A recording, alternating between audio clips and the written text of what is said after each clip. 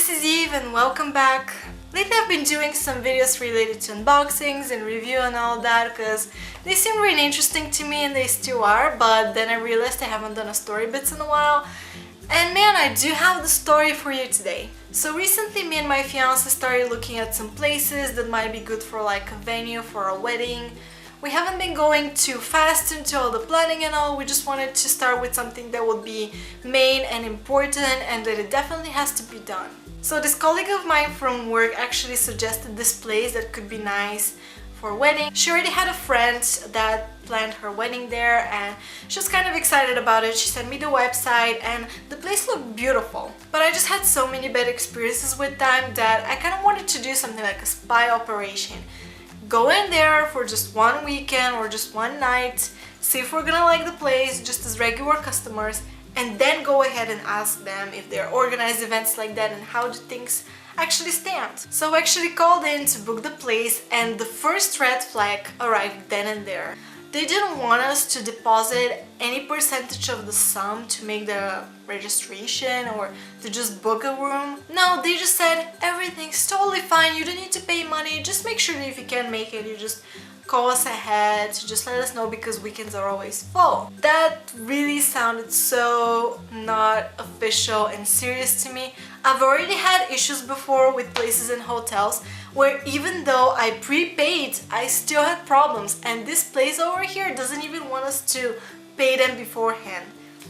Just series of problems coming towards us, I was pretty sure. But anyways, we decided to book the place just for one night, you know, just one day and one night, and it was kind of like a bed and breakfast so that we wouldn't have to stay there too long if we didn't like it, but we can still get our first impressions and decide on whether we actually want to pop the question to a manager or somebody. So then the time came, we went over there, we go inside, and there's like no registration, nobody up front, absolutely nobody. You can't find anyone to just find your room or whatever. This was, I believe, red flag number 2.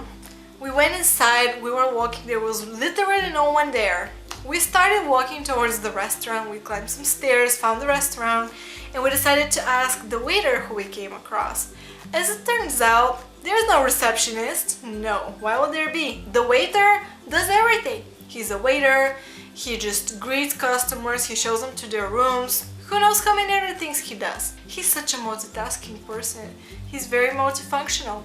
At least I hope he's getting paid for the 3 positions that he's doing the work for. And then he didn't even give us a key. He just pointed us to the room over there. He's like, right there in the corner, that's the room, the key's on the inside. Enjoy. That's about it. That's everything. So we go over to our room and we decided that we're gonna put our bathing suits on before the day is over and try this indoor pool that they had. Keep in mind that this is such a small hotel slash villa that they only have like an indoor pool and nothing else. Just like a very beautiful yard outside with some grass lawns and some sunbathing chairs and things like that. But literally nothing else to do there. So we just go ahead, we wanted to try and sunbathe it first, but they positioned the sunbeds very weirdly. They placed them right next to their outdoor lunching area of the restaurant. So we're just trying to relax, which is what this place offers mainly and nothing else. And there's this huge company of like 20 people just talking and screaming and doing all of that. That was not very relaxing at all, but we stayed for a bit, then we tried the pool, it was alright, whatever. So because it was bed and breakfast, the price only included the breakfast on the next day, but the price for the room was not small at all for, you know, just the place, which is, yes, of course, very beautiful, but you really have nothing much to do there. So all the other food that we wanted, we had to buy ourselves. We ordered lunch then, we had to pay for it ourselves, which was fine. Their menu was actually kind of filled with master chef type of foods. It was kind of very impressive because this place was, you know, not that far away from the city, but actually quite far, so it was next to this village that we had issues finding with our GPS. So it was kind of surprising they would be offering such foods there. Anyways, it was pretty good, you know, the lunch was very good. At this point, I was getting kind of excited when I was telling Nick, you know, maybe we should find a manager or something and pop the question with them, ask them if they're organized events like that and how does everything work. But we decided to wait until the next day if we still liked everything and all of that.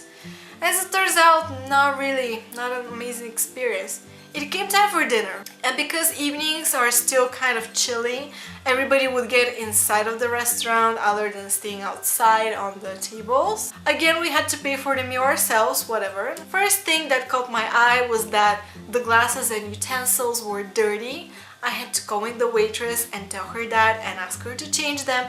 I hate doing that. I hate finding dirty things because I have to bring them back.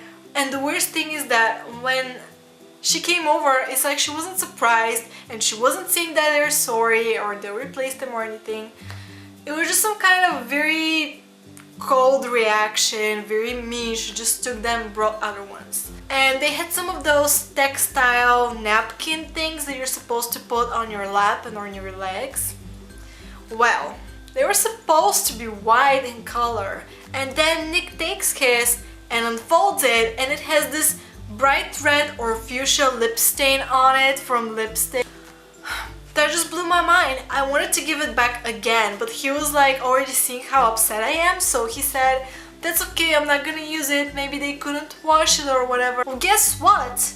If you can't wash bright red lipstick from, you know, the idiot who actually put it on the napkin in the first place, then you just throw it away. You don't just offer it to other customers. That's disgusting. So he didn't say anything about that. He just placed it aside or whatever. Oh, by the way, because for some reason we were the only couple that was, you know, a young couple and didn't have children, they placed us on this very tiny table, you know, one of those where when at restaurants it's just the two of you, they try to shove you at the weirdest, smallest table ever just because it's the two of you.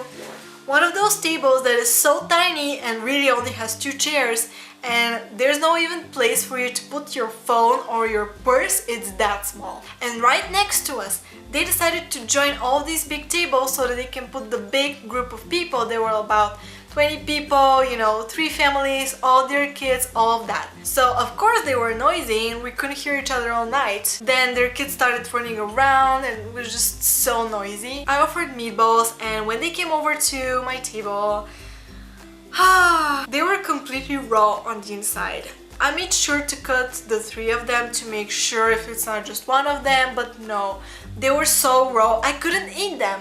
They were not just medium rare or some fancy term for like slightly pink meat on the inside. No, completely raw. I could not eat that. It still had a pulse. I'm pretty sure it was killed like 2 minutes ago, and the danger of it jumping out of my dish was pretty real at this point. I had trouble from fetching the waitress for like 15 minutes. We were not that many people. It was just a very small place.